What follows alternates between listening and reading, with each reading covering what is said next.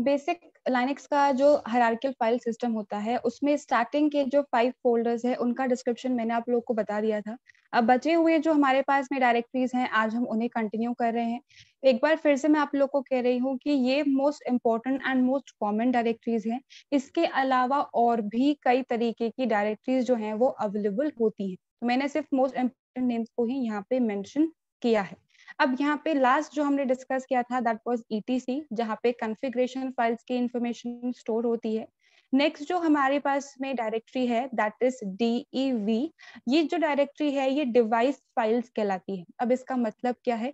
देखिए, हम हमारे सिस्टम से जितने भी पेरिफेरल डिवाइसेस कनेक्ट करते हैं, मतलब एक्सटर्नली कोई डिवाइस कनेक्ट करते हैं, चाहे वो स्पीकर्स हो, किसी दूसरे सिस्टम को हमने कनेक्ट कर रखा है हमारे सिस्टम से, या फिर प्रिंटर हो, जितनी भी तरीके के एक्सटर्नल डिवाइस हम लोग कनेक्ट करते हैं, उन सारे डिवाइसेस से रिलेटेड जितनी भी इंफॉर्मेशन होती है, जितनी भी फाइल्स होती हैं, वो सारी फाइल्स प्रेजेंट होती है इस DEV यानी कि डिवाइस फाइल्स नाम की डायरेक्टरी के अंदर। That is the very first आज की डायरेक्टरी। सेकेंड जो हमारे पास में डायरेक्टरी है that is USR and OPT। अब यहाँ पे USR यूजर नहीं है, ये USR करके ही इसे प्रोनाउंस करते हैं। यहाँ पे ये एक्चुअली में करता क्या है, जब भी हम अपने सिस्टम के अंदर किसी भी तरीके का सॉफ्टवेयर डाउनलोड करके इंस्टॉल करते हैं, किसी भी नोन सोर्स से या जो ऑफिशियल वेबसाइट्स होती है वहां से जब हम सॉफ्टवेयर को डाउनलोड करते हैं, तो उस सॉफ्टवेयर से रिलेटेड जितनी भी फाइल्स होती हैं, बाय डिफॉल्ट वो सारी फाइल्स इस USR नाम की डायरेक्टरी के अंदर जाके ही सेव होती हैं। बाय डिफॉल्ट यही लोकेशन होता है, चाहो तो आप लोकेशन को चेंज कर सकते हो, लेकिन अगर हमने कोई लोकेशन स्पेसिफाई नहीं की है तो यहाँ पे सॉफ्टवेयर जाके इंस्टॉल हो जाएगा। जैसे विंडोज के अंदर बाय डिफॉल्ट सारी चीजें C ड्राइव के अंदर जाके हमारे सॉफ्टवेयर जो है वो सारी फोल्डर सारे फाइल्स वहीं पे जाके क्रिएट होते हैं, लाइनक्स के अंदर यहाँ पे USR नाम की डायरेक्टरी के अंदर वो सारा काम होता है। अब इसी से मिलता जुलता एक और हमारे पास में डायरेक्टरी है दैट इज OPT। OPT का मतलब है ऑप्शनल एड ऑन एप्लीकेशंस या ऑप्शनल एड ऑन पैकेजेस। अब यहाँ पे जो काम USR कर रहा है वही काम एग्जैक्टली में OPT भी करता है। तो फिर डिफरेंस क्या है? देखिए, डिफरेंस यहाँ पे ये है कि अगर हम किसी भी तरीके के इंडिविजुअल वेंडर्स या फिर थर्ड पार्टी सॉफ्टवेयर को काम में लेते हैं, मतलब ऑफिशियल वेबसाइट्स के अलावा अगर हम कहीं से भी सॉफ्टवेयर को डाउनलोड करके इंस्टॉल करते हैं, तो वो जो सॉफ्टवेयर है वो जाके स्टोर होते हैं इस OPT नाम की डायरेक्टरी के अंदर।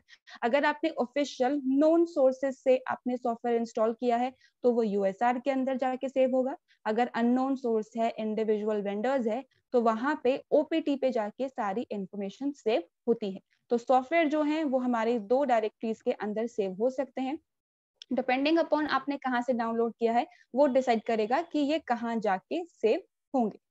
नेक्स्ट जो हमारे पास में डायरेक्टरी है दैट इज मीडिया डायरेक्टरी।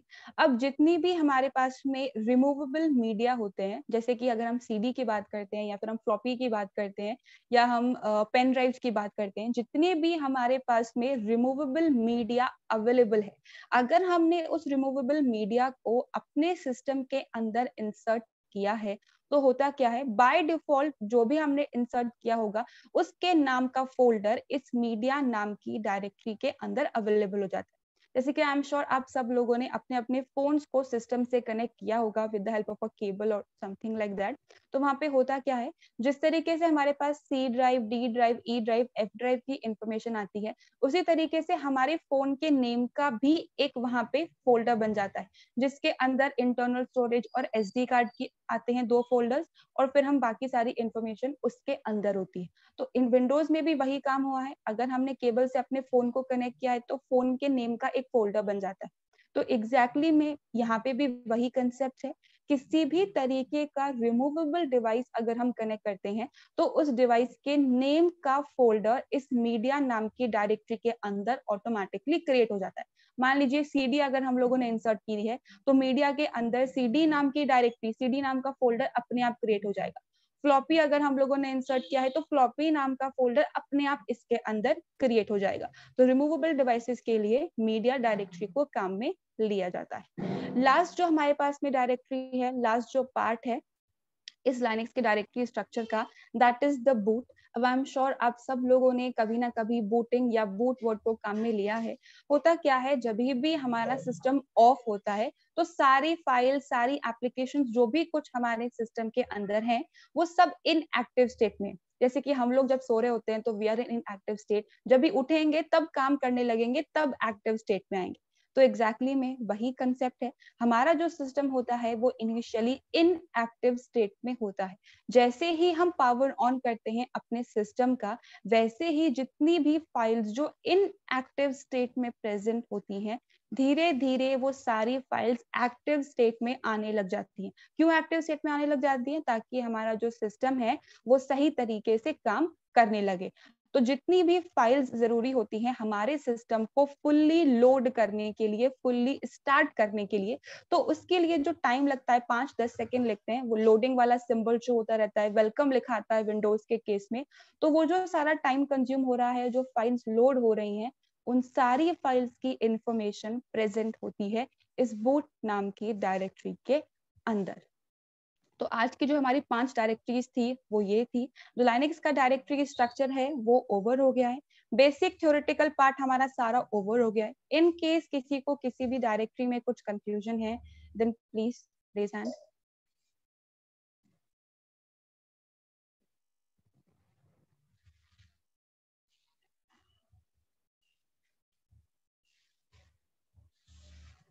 सबको क्लियर है गाइस सारा स्ट्रक्चर? ऑलराइट, लास्ट क्लास की तरह मैंने जो 8 डायरेक्टरीज आप लोगों को एक्सप्लेन की है वो सारी इंफॉर्मेशन विद एग्जांपल्स मैंने यहाँ पे मेंशन कर दी है, तो एक बार आप लोग रीड कर लेना। इन केस किसी को कुछ भी प्रॉब्लम आती है then let me know in the next session. अब यहाँ पे बेसिक पार्ट जो है थ्योरेटिकल वो ओवर हो गया है, कुछ एक दो चीजें बाकी हैं जो हम एंड में डिस्कस करेंगे। नेक्स्ट क्लास से we'll be starting with the commands, लेकिन कमांड से पहले सॉफ्टवेयर का इंस्टॉलेशन मैं आप लोगों को बता देती हूँ। हो सकता है बहुत से लोगों ने इंस्टॉल कर लिया हो, जिन्होंने नहीं किया है या कंफ्यूजन आ रहा है तो आप सारे स्टेप्स को ध्यान से देख लेना। डॉक्यूमेंट में आपको फॉरवर्ड कर दूंगी ड्राइव पे, तो आप वहां से भी देख के जो चीजें हैं उसको करेक्ट कर सकते।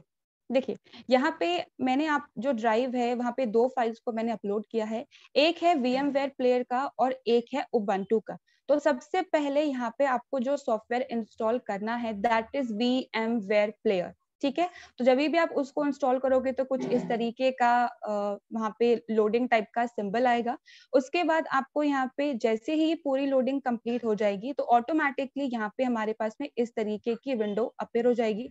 आपको सिंपली यहाँ पे फिनिश बटन पे क्लिक करना है। विद इन 1 और 2 मिनट्स जो इसका इंस्टॉलेशन है वो हो जाता है, बहुत ज्यादा टाइम नहीं लगता है इसके अंदर।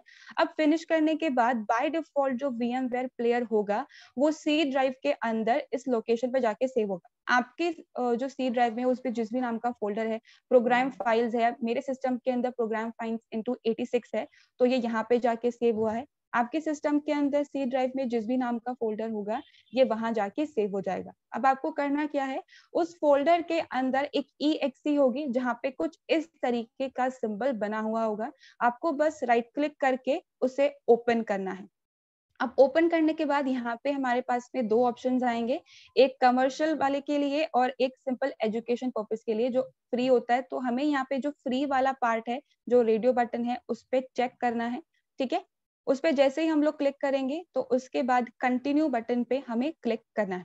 जैसे ही कंटिन्यू पे हम लोग क्लिक करेंगे विद इन फ्यू सेकेंड्स कुछ इस तरीके की विंडो हमारे पास में अपीयर हो जाएगी। अब यहाँ पे हम एक ऑपरेटिंग सिस्टम के अंदर दूसरा ऑपरेटिंग सिस्टम चला रहे हैं, विंडोज के अंदर ही हम लाइनेक्स को चला रहे हैं।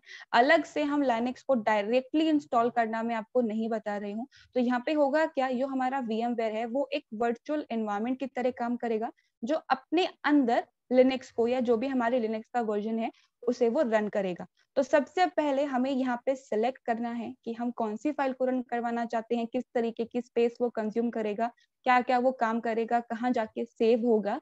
तो यहाँ पे जब ये विंडो हमारे पास में अपीयर होगी तो आपको create a new virtual machine पे क्लिक करना है। ठीक है, जैसे ही आप इस पे क्लिक करोगे, नेक्स्ट जो हमारे पास में डायलॉग बॉक्स अपीयर होगा वो कुछ इस तरीके का होगा। अब यहाँ पे जो हम सॉफ्टवेयर काम में ले रहे हैं, उबंटू जो काम में ले रहे हैं, वो किसी भी डीवीडी के अंदर तो प्रेजेंट नहीं है, तो फर्स्ट वाले ऑप्शन को नहीं, हमें सेकंड वाले ऑप्शन को सिलेक्ट करना है। तो होता ये है कि बाय डिफॉल्ट ये सर्च कर लेता है आपने जहाँ पे भी उबंटू की फाइल को सेव किया होगा। मान लीजिए अगर ये रिकॉग्नाइज नहीं कर पाता है तो आपको ब्राउज बटन पे क्लिक करना है, तो आपका जो स्ट्रक्चर है विंडोज का CD ई ड्राइव वो वाला ओपन हो जाएगा, और जहां पे भी आपने ISO एक्सटेंशन वाली फाइल को सेव कर रखा है, उबंटू वाली फाइल को सेव कर रखा है, बस आपको उसको सेलेक्ट करना है। सेलेक्ट करने के बाद यहाँ पे हमें नेक्स्ट बटन पे क्लिक करना है। तो अब नेक्स्ट सेटिंग के लिए यहाँ पे हमारे पास में कुछ इस तरीके का डायलॉग बॉक्स अपीयर हो जाएगा। अब इस इंफॉर्मेशन को आप लोग ध्यान से सेव करना और याद रखना, क्योंकि इसी इंफॉर्मेशन की हेल्प से हम उस ऑपरेटिंग सिस्टम के अंदर लॉग इन करेंगे और अपनी वर्किंग स्टार्ट करेंगे। तो यहाँ पे मैंने जो ऑपरेटिंग सिस्टम रन कर रही हूँ, मैंने उसका नाम लाइनेक्स रखा है। जो यूजर नेम मैं काम में दे रही हूँ दैट इज रूट, और पासवर्ड मैंने यहाँ पे सेट कर दिया। तो जो नाम आपको यहाँ पे रखना हो आप वो नाम रख सकते हो, बस याद रखना क्योंकि लॉगिन करते टाइम ये काम में आएगा। और पासवर्ड भी इजी सा ही रख लेना, कॉम्प्लिकेटेड रखोगे तो आप भूल सकते हो। ठीक है, तो यहाँ पे आपको फुल नेम जो as a user icon display होगा, then user name and password and confirm password. उसके बाद आपको सिंपली नेक्स्ट बटन पे क्लिक करना है। अब नेक्स्ट बटन पे क्लिक करने के बाद ऑलराइट गाइस, लास्ट जो स्टेप मैंने आप लोग को बताया था वो था हमारा यूजर नेम से रिलेटेड। अब यूजर नेम सेट करने के बाद नेक्स्ट जो हमारे पास में डायलॉग बॉक्स ओपन होगा वो कुछ इस तरीके का होगा। अब यहाँ पे अगर आप चाहो कि आपको कुछ और नाम सेट करना है तो वो कर सकते हो, लेकिन चाहो तो डिफॉल्ट सेटिंग्स ही रहने देना, हमें एज सच कुछ यहाँ पे इसको काम में लेना तो है नहीं। तो आप चाहो तो जो डिफॉल्ट सेटिंग्स है उन्हीं के वहीं रहने दे सकते हो। सिंपली आपको यहाँ पे बस नेक्स्ट बटन पे क्लिक करना है। इसके बाद हमारे पास में कुछ इस तरीके का डायलॉग बॉक्स अपीयर होगा। बेसिकली जो ऑपरेटिंग सिस्टम हम रन कर रहे हैं उसे हमें कितनी स्पेस प्रोवाइड करनी है ये उसकी इंफॉर्मेशन है। तो अगर गलती से यहाँ पे फर्स्ट वाला ऑप्शन सिलेक्टेड आता है तो आपको यहाँ पे सेकंड वाला ऑप्शन सेलेक्ट करना है, बट बाय डिफॉल्ट सेकंड वाला ही सिलेक्टेड आता है। अब यहाँ पे जो बाय डिफॉल्ट स्पेस सिलेक्टेड आएगी दैट विल बी 20 GB। मैंने यहाँ पे इंक्रीज करके इसे 30 GB कर दिया है, अगर आप चाहो तो बाय डिफॉल्ट 20 को ही काम में ले लेना। ठीक है, उसके बाद आपको सिंपली नेक्स्ट बटन पे क्लिक करना है नाउ। अब यहाँ पे हमारी जो सारी सेटिंग्स है वो कंप्लीट हो चुकी है, बस आपको यहाँ पे चेक बॉक्स पे चेक करना है और फिनिश बटन पे क्लिक करना है। तो यहाँ पे हमारा जो सेटअप है ऑपरेटिंग सिस्टम का वो कंप्लीट हो चुका है। जैसे ही हम फिनिश बटन पे क्लिक करेंगे कुछ इस तरीके का विंडो अब हमारे पास में ओपन होगा। जो नाम हम लोगों ने सेलेक्ट किया था उबंटू 64 बिट, जिसे मैंने चेंज नहीं किया था, अब देखिए यहाँ पे क्रिएट हो चुका है। हमें सिंपली अब करना क्या होगा, हमें यहाँ पे प्ले वर्चुअल मशीन पे क्लिक करना होगा। अब यहाँ पे एक और प्रॉब्लम आती है। देखिए यहाँ पे जो नए सिस्टम्स है स्पेशली विंडोज 10 के अंदर यहाँ पे परमिशन नहीं होता है कि आप एक ऑपरेटिंग सिस्टम के अंदर दूसरा ऑपरेटिंग सिस्टम चला पाओ। तो यहाँ पे जो वर्चुअलाइजेशन का कंसेप्ट होता है वो डिसेबल होता है। तो कभी कभी ऐसा हो सकता है आपके में सिस्टम के अंदर अलाउड हो सकता है नहीं अलाउड हो। तो जैसे ही हम इस वाली विंडो पे आ जाएंगे और प्ले वर्चुअल मशीन पे हम लोग क्लिक करेंगे तो हो सकता है कि आपके पास में कुछ इस तरीके का एरर आए। इसका सिंपली मतलब इतना सा है कि जो वर्चुअलाइजेशन है वो आपके सिस्टम के अंदर इनेबल्ड नहीं है, जो विंडोज है वो वर्चुअलाइजेशन को अलाउ नहीं करना है। तो इसके लिए आपको क्या स्टेप्स फॉलो करने हैं वो मैंने यहाँ पे मेंशन कर दिए हैं। देखिए मैंने यहाँ पे सबसे पहले चेक किया है कि वर्चुअलाइजेशन का ही एक्चुअली में प्रॉब्लम है या नहीं। तो सिंपली आपको कमांड प्रॉम्प्ट में जाना है, विंडोज आर आपको प्रेस करके CMD टाइप करना है तो कमांड प्रॉम्प्ट आपका ओपन हो जाएगा। इस कमांड प्रॉम्प्ट के अंदर आपको systeminfo.exe टाइप करना है। जैसे ही आप एंटर प्रेस करोगे कई तरीके की इंफॉर्मेशन वहां पे डिस्प्ले हो जाएगी, और उस इंफॉर्मेशन में लास्ट जो हमारे पास में ऑप्शन होगा, लास्ट जो इंफॉर्मेशन होगी that will be hyper V requirement. इस रिक्वायरमेंट के अंदर आपको ये सेकेंड पार्ट चेक करना है, वर्चुअलाइजेशन इनेबल्ड इन फर्मवेयर। अब यहाँ पे मेरे सिस्टम के अंदर यस आ रहा है क्योंकि मैंने चेंजेस कर दिए थे। अगर यहाँ पे नो लिखा हुआ आ रहा है तो इसका मतलब समझ आना कि जो विंडोज का हमारा सेटअप है उसके अंदर वर्चुअलाइजेशन अलाउ नहीं कर रखा है, इस वजह से जो आपका वर्चुअल मशीन है उसने एरर थ्रो किया है। तो अब सिंपली हमें करना क्या है, हमें जाना होगा सेटिंग्स के अंदर। सेटिंग्स के अंदर अपडेट एंड सिक्योरिटी वाले पार्ट के अंदर हमें जाना है और उसके बाद हमें रिकवरी पे जाना है। रिकवरी के अंदर हमारे पास में अलग अलग तरीके के ऑप्शंस होते हैं। वहां पे एडवांस सेटअप करके एक ऑप्शन होता है। उस एडवांस सेटिंग्स या एडवांस सेटअप में आपको रीस्टार्ट नाउ पे क्लिक करना है। जैसे ही आप इस पे क्लिक करोगे तो कुछ with in a few seconds या 1 मिनट के बाद में कुछ इस तरीके की ब्लू स्क्रीन आपके पास में अवेलेबल हो जाएगी। इस ब्लू स्क्रीन में आपको ट्रबल शूट पे क्लिक करना है। ट्रबल शूट पे क्लिक करने के बाद रीसेट दिस पीसी और एडवांस ऑप्शन आएगा, तो हमें रीसेट नहीं करना है, हमें एडवांस ऑप्शन पे क्लिक करना है। अब एडवांस ऑप्शन पे क्लिक करने के बाद फिर से कुछ इस तरीके के हमारे पास में ऑप्शन आएंगे, तो हमें यहाँ पे UEFI फर्मवेयर सेटिंग्स पे जाना है, क्योंकि फर्मवेयर है जहाँ पे डिसेबल हो रखा है वर्चुअलाइजेशन, तो हम इसको सिलेक्ट करेंगे। जैसे ही इसको सिलेक्ट करेंगे कुछ इस तरीके का हमारे पास में एक नोटिफिकेशन आएगा और रीस्टार्ट का बटन यहाँ पे शो होगा, तो आपको बस इस रीस्टार्ट पे क्लिक करना है। जैसे ही रीस्टार्ट पे क्लिक करोगे कुछ इस तरीके का मेन्यू आपके पास में आएगा, तो हमें यहाँ पे जाना है BIOS सेटअप के अंदर, तो F10 आपको प्रेस करना है। जैसे ही F10 प्रेस करोगे तो यहाँ पे कुछ ब्लू स्क्रीन हमारे पास में अवेलेबल हो जाएगी। तो यहाँ पे आई थिंक अभी आपको मीटिंग के अंदर क्लियरली विजिबल नहीं हो रहा होगा। जब डॉक्यूमेंट को आप चेक करोगे तो यहाँ पे आपको दिखेगा सिक्योरिटी लिखा हुआ है, सिस्टम कॉन्फ़िगरेशन लिखा हुआ है। तो एरो कीज की हेल्प से हमें इस थर्ड ऑप्शन पे यानी कि सिस्टम कॉन्फ़िगरेशन पे जाना है। राइट एरो की हेल्प से आप ट्रैवर्स कर लेना। अब जैसे ही हम सिस्टम कॉन्फ़िगरेशन पे जाएंगे कुछ इस तरीके के ऑप्शंस हमारे पास में अवेलेबल हैं। फिर से एरो की हेल्प से हमें वर्चुअलाइजेशन टेक्नोलॉजी पे जाना है। अब देखिए यहाँ पे ये डिसेबल लिखा हुआ आ रहा है, तो इसका मतलब ये है कि वर्चुअल मशीन अलाउड नहीं है। तो बस हमें एरो की हेल्प से यहाँ पे जाना है, एंटर प्रेस करना है। जैसे ही आप एंटर प्रेस करोगे तो यहाँ पे हमारे पास में ऑप्शन आ जाएगा इनेबल्ड और डिसेबल्ड का। तो एरो की हेल्प से इनेबल्ड को सिलेक्ट करना और एंटर प्रेस कर देना। तो यहाँ पे अब जो वर्चुअलाइजेशन है वो इनेबल्ड हो चुका है, तो हम जो ऑपरेटिंग सिस्टम अब रन करना चाहते हैं वो सक्सेसफुली रन हो जाएगा। अब जो भी चेंजेस हमने किए हैं उसे हमें सेव करना होगा। सेव नहीं करेंगे तो फिर से वही प्रॉब्लम आएगी, तो हमें सेव और एग्जिट करने के लिए F10 को फिर से प्रेस करना है। जैसे ही F10 पे प्रेस करेंगे तो यहाँ पे यस और नो के लिए बोलेगा एग्जिट सेविंग चेंजेस, तो यस पे क्लिक कर देना है। अब आपका सिस्टम जो है वो रीस्टार्ट हो जाएगा दोबारा से। जिस तरीके से हम लोगों ने ऑन किया था बिल्कुल वैसे ही हमें उसे ऑन करना पड़ेगा। तो जैसे आपका सिस्टम सक्सेसफुली स्टार्ट हो जाता है फिर से आपको VMware प्लेयर पे जाके क्लिक करना है और अपनी एप्लीकेशन को रन करना है। अब यहाँ पे मैंने 2 बारी 2 मशीन्स को मतलब 2 वर्चुअल सेटअप्स को क्रिएट कर रखा है, इस वजह से मेरे पास में 2 ऑप्शंस आ रहे हैं। आप तो एक ही बार क्रिएट करोगे तो एक ही ऑप्शन आपके पास में आएगा। तो हमने Ubuntu 64 बिट क्रिएट किया था, तो इसको सिलेक्ट करना है। जैसे ही आप इस पे क्लिक करके इसे सिलेक्ट करोगे तो फिर से हमारे पास में वही विंडो अवेलेबल हो जाएगी। अब यहाँ पे क्योंकि वर्चुअलाइजेशन की परमिशन अवेलेबल है हमारे पास में, तो आपको प्ले वर्चुअल मशीन पे क्लिक करना है। जैसे ही आप इस पे क्लिक करोगे तो हमारे पास में कुछ इस तरीके का पर्पल टाइप का स्क्रीन आ जाएगा, मतलब हमारा जो ऑपरेटिंग सिस्टम है अब सारी फाइल्स लोड होना स्टार्ट हो गई। तो ये वाला जो स्टेप है वो कम से कम 5 या 10 मिनट्स लेगा, थोड़ा सा स्लो चलेगा। सारी फाइल्स लोड होंगी, सारी फाइल्स कॉपी होंगी, तो इसमें 5-10 मिनट्स लगेंगे। Once the entire loading is complete तो उसके बाद में हमारे पास में कुछ इस तरीके का ऑप्शन आ जाएगा। अब देखिए यहाँ पे लाइनेक्स लिखा हुआ आ रहा है क्योंकि मैंने फुल नेम के अंदर लाइनेक्स लिखा था सेटिंग्स के अंदर जब हम सेट कर रहे थे। तो आप जो नेम सेट करोगे वो नाम यहाँ पे आ जाएगा। अब आपको करना क्या है, बस इस लाइनेक्स पे क्लिक करना है।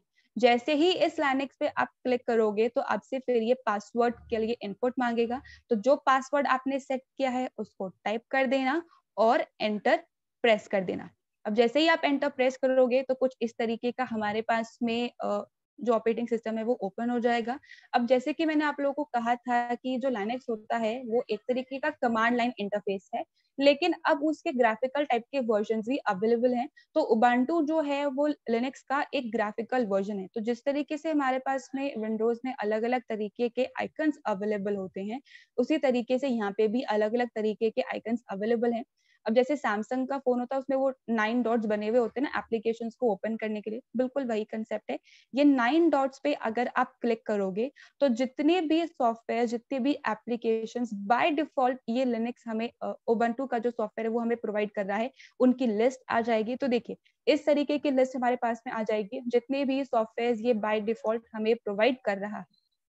अब हमें क्या करना है, हमें यहाँ पे इन सारी एप्लीकेशंस को ओपन नहीं करना, हम कमांड वाला ही काम करने वाले हैं।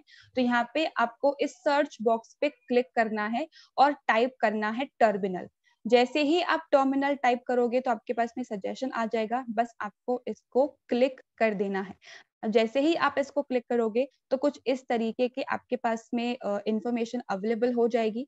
आपके पास में यहाँ पे यूजर नेम आ जाएगा और आपका सॉफ्टवेयर का नाम और ये डॉलर का सिंबल। अब डॉलर का सिंबल का सिंपली मतलब इतना सा है कि अब सक्सेसफुली हमारा ऑपरेटिंग सिस्टम जो है वो लोड हो चुका है and now we can start working. तो यहाँ पे हम अपनी सारी कमांड्स को एग्जीक्यूट करेंगे। तो जितने भी लोगों को प्रॉब्लम आ रही है या आपने इंस्टॉल नहीं किया है, सारे स्टेप्स मैंने 1 बाय 1 प्रोवाइड कर दिए हैं, तो आप उसको ट्राई कर लेना।